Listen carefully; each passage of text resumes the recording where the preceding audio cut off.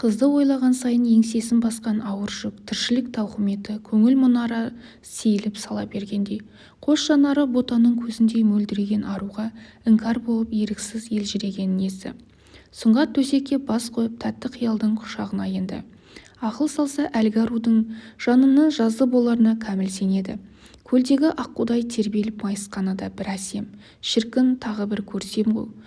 Мен өзі сол қызды сүйіп қалғаннан саумын ба?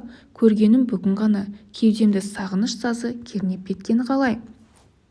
Сұңғат қызды армандай бастаса болды, көгінде жұлдыздар жанғандай болады.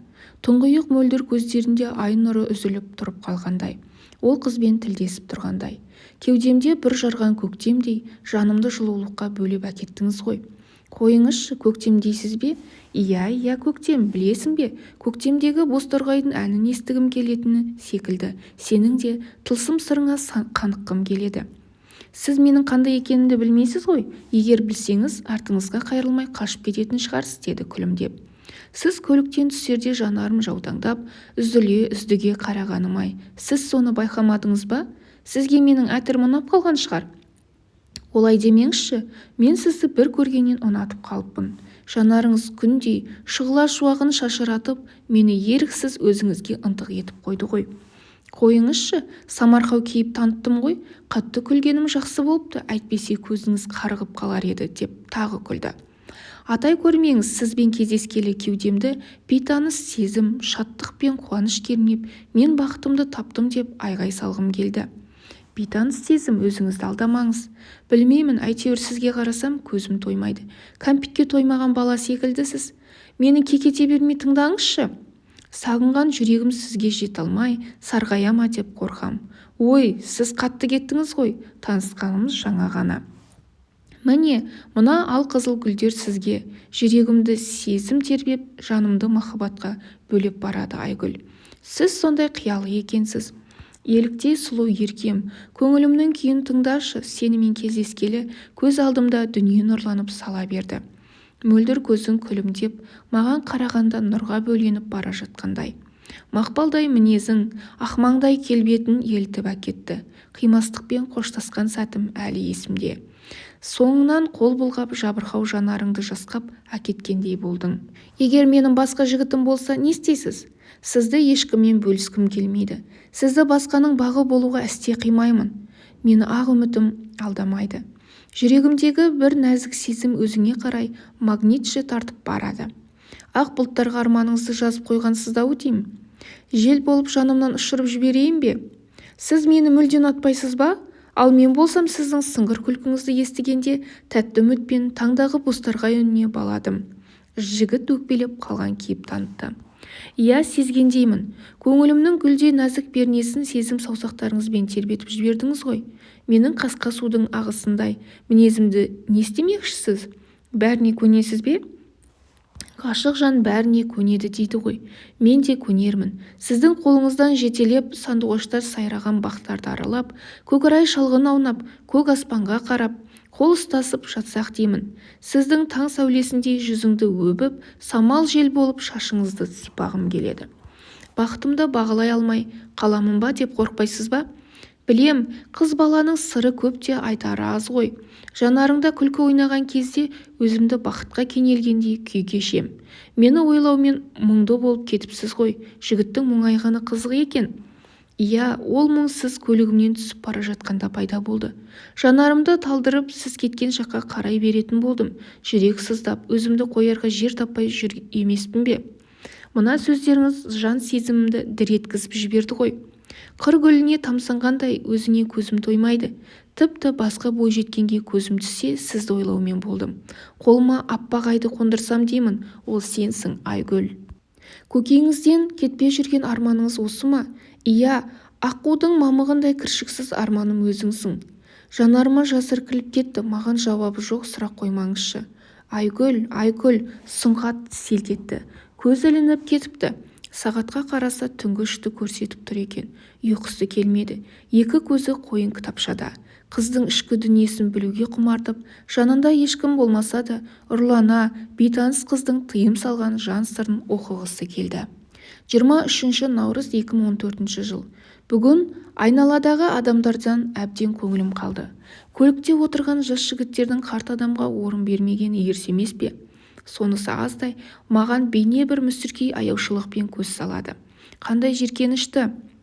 Ал алдыңғы күні сіңілім бейтаныс кейуананы жолдың арғы бетіне өткізіп жатқанында құрбылары оған ожырая қарады. Адамдар неге мейірімсіз болып барады? Қайырымдылық жасаған адамға сұқтанатындай бастарына не күн туды? Адамдар сәнді киініп, қымбат көлік биік мансаппен емес, жомарттық жасап неге жарыспайды екен? Олар бұл өмірдің өзі сынақ екенін түсінбей ме? Сұңғат кітапшаны қайта жапты. Бұл қыздың түрі ғана әдемі емес, жан дүниесі де сұлу екен ғой. Ех шіркін, мұны мен жар қылсам. Айтпақшы, оның жігіттері болды ма екен? Жігіт біреудің бақшасына түскендей күй кешті. Менің істеп отырғаным тап-таза ұрлық емес пе? Бірақ болашақ жарының қандай екенін білгенде не тұр? Қайта тіл табысуға жақсы емес пе? Деп өзін қызығушылықпен жеңдірді. 1 сентябрь 2015 жыл. Міне мен 21-ге келдім. Мектепте жүргенде жігіттер маған сөз салып маңымнан шықпаушы еді. Енді оның бірі де жоқ. Университеттегі достарым да менен теріс айналды. Бұрын мен топтың алдында жүргенде, талай байқауларда жеңімпаз болып жүргенде достарым мені танитын. Енді мен төмен құлдилағанда кімнің нағыз дос екенін білдім. Мен олардың маған мүсіркей қарағандарын қаламаймын. Мен бұрын кемтар, кембағал жандарды көргенде аяушылық сезіммен емес, кез келген қиындыққа мойымайтын. Өзінің алға қойған мақсаты бар, өмірге жаны құштар жандар деп есептейтінмін. Менің бұл пікірім дұрыс екеніне енді көзім жетті. Олар менің бұрынғы достарым, рухани мүгедек екен. Кейбір құрбыларым 2 қабат болып, ұятты болып босағаттап жатқанда мен арымды сақтай білдім. Мен ешкімге өкпелемеймін, маған да ешкім ренішті деп ойламаймын. Егер олай болса, бірінші болып кешірім сұрар едім. Кейбір адамдар көңіліңді сұрауға да жарамайды. Әрине олар қайырымдылық жасау міндетті емес, бірақ ізгілік адам жанын қуанышқа бөлейді емес пе? Күнделігім менің сырлас досыма айналды. Күнделігімді оқып отырып өмірде не үшін, кім үшін өмір сүріп жатқанымды түсіндім. Күнделігім сыр сақтай алмайтын әлдебір құрбым емес. Мен оған күн сайын мұңымды шағып, шерімді тарқатсам да ықылассыз болмайды. Мен жігіт атаулыны сүймей, сүйіктісі болмай қалудан қорықпаймын. Кім біледі, бәлкім әр ару секілді менің де бір күні бақытыма қол жеткізуім мүмкін ғой. Сұңғат осынау ойларды оқып отырып таңның себезгіленіп атып қалғанын да байқамапты. Төсегінен тұрып, салқын сумен жуынып алды да таңғы асын ішті. Қалайда бүгін Айгүлмен кездесуім керек деп шешті. Кешке жұмыстан шыққан соң Айгүлге қоңырау шалған. «Сізді келмей қалама деп ойлап едім», деді жігіт жымиып. Жанары аруды аймалап тұр еді. «Келмей қалсам басқа біреуді шақыра салатын түріңіз бар ғой», деді қыз күлімдеп. «Сіз неге сондайсыз?» деді жігіт. «Қандаймын?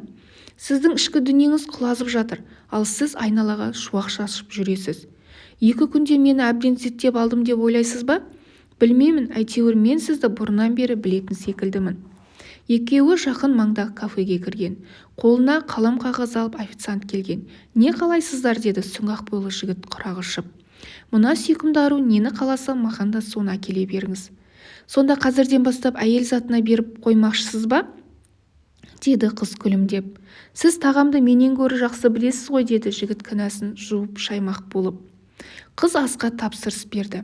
Екеуі бір-бірінің отбасы жайлы сұрасып біліскен.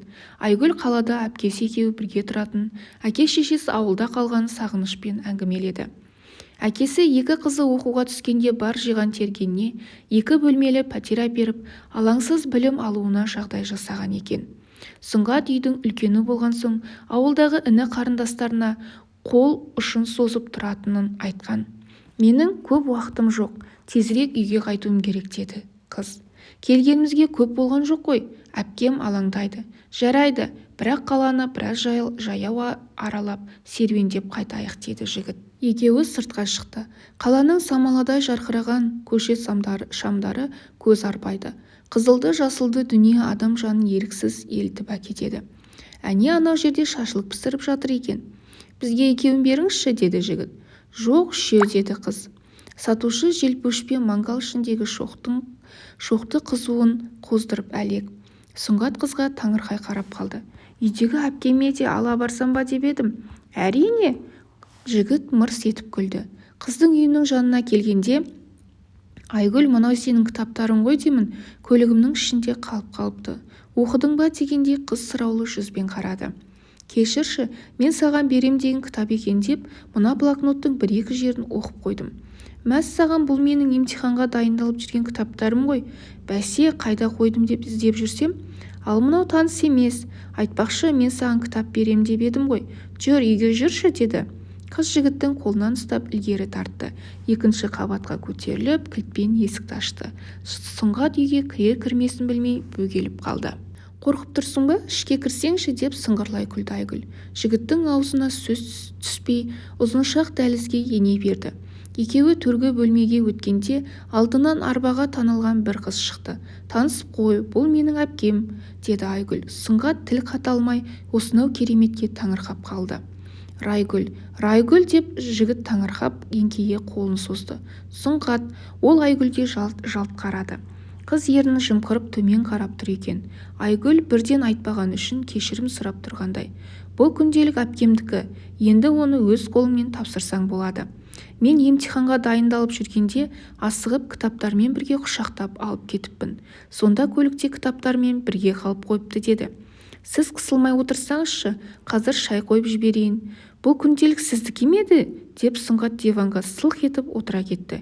Кешіріңіз, мен байқамай бір-екі жерін оқып қойған едім. Ештеңе етпейді, деді Райгүл күлімсіреп. Әйтеуір табылғаны жақсы болды. Сіз мен емес күнделіктің несін ұнатып қалған шығарсыз, деп кекетті Айгүл. Әпкесі мұның не дегендей тесіле қарады. Айгүл, қойсаңшы, қонақты ұялтпай, деді әпкесі. Кешірерсіз, менің сіңілім сондай ерке болып кеткен. Екеуіңіз тіпті бір-бірлеріңізге ұқсамайды екенсіздер, деді жігіт мән-жайға енді қаныққандай. Байқаса Айгүл сіңілісінен де әдемі екен, бірақ осындай сұлудың арбаға танылғанына жанына батты. Соны байқап қалған Райгүл. Жігіттердің бәрі мені көргенде теріс айналады, бірақ мен оған ренжімеймін. Оларды жақсы түсінемін. Өткенді айтып сіздің басыңызды ауыртып жібердік қой, деді Райгүл жүзіне тура қарап. Сізге не болған? Көлік апатына ұшырап, екі аяғымның тамырлары жаншылып қалған. 2 жыл болды. Қиын болған екен, деді Сұңғат күрсініп. Қайта жүруге деген үмітіңіз бар ма? Қалай бұлай, содан бері еш өзгеріс жоқ па? Үмітсіз адам болмайды. Дәрігерлер бәрі өзіңе байланысты дейді. Ой, мен сендерді әурелеп қойған жоқпын ба, деп сіңілісіне бұрылып, Айгүл, шай қойып жіберсеңші, әуре болмай-ақ қойыңыздар, тағы бір келгенде ішермін. Сұңғаттың басын нелер ойлар шарлап кетті. Әп-сәтте болған оқиғаны қорытып үлгермеді. Тезірек көлігіне жетіп, жалдамалы пәтеріне қайтқысы келді. Жарайды, мен қайтайын, деді жігіт. Кеш болып кетті ғой. Ол есіктен шығып кеткенде, ол енді қайтып келмейтін шығар, деді Райгүл. Мен сендердің әңгімелеріне бекер араласқан екенмін. Кітапты тағы ұмытты, деді Айгүл. Сұңғат пәтеріне жеткен соң ұзақ ойланды. Өмірде мұндай ұқсастықтың болуы тегін бе? Ол қыздың түпкі мақсатын түсіне алмады. Ертеңінде жұмыстан соң қызды кездесуге шақырған. Қолына бір шоқ қызыл гүл ызғардан бүрісіп кеткендей. Жаурап қалған жоқсыз ба, деді қыз амандасып жатып. Бүгін кітапханада ұзақ отырып қалыппын. Мен тоңғам жоқ, ал мына гүлдер болмаса? Ал қызыл раушан гүлдерді қыздың қолына ұстата берді. Өзіңіз жұбатып жылытып аларсыз. Жігіт жымиып күлді. Қыздың да көздері күлімдеп тұр екен. Мен кеше әпкеммен кездескен соң келмейтін шығар деп ойлағам. Сен маған әпкең жайында неге айтпағансың? Райгүлдің мүгедектер арбасына танылғанына әркімге бір айта бергім келмейді. Мен әркім емеспін ғой, мені бөтен санауды қойсаңызшы. Танысқанымызға бүгін 3-ші күн. Өтінем, менен сыр жасырмашы, деді. Сұңғат қыздың көктемгі ысқарынан бүріскен саусақтарын мәпелей жылытып тұрды. Қыздың құлағына сыбырлап, Айгүл, мен сенімен өмір бойы бірге болғым келеді. Өзіме не болғанын білмеймін, әйтеуір менің есімнен кетпей қойдың. Бұл өткінші сезім. Ертең-ақ жерініп кетерсіз. Олай демеші, сенің көңіліне қаяу түсіргім келмейді. Жігіттердің бәрі бірдей сияқты. Мені де солардың қатарына қосып қойдың ба? Қыз төмен қарап үндемеді. Суықтан бүріскен екі беті қызарып, көркіне шырай кіргізе түскен. Бұл кезде күн ұясына күмп беріп, батыс жақты жалқын қызыл іңір бой көрсетті. Көктем келгенін сезіндің бе? Бұл кезде махаббат гүлі бір жарады дейді ғой. Білмеймін, көктемнің жылуын сезіне қойған жоқпын, деді қыз дірдектеп. Жігіт оның қолынан ұстап өзіне тартты. Қыз болмашы қарсылық білдірді. Жігіт қыздың құлағына жағымды үнмен: «Айгүл, мен сені бір көргеннен ұнатып қалдым. Менің махаббатыма сенесің бе?»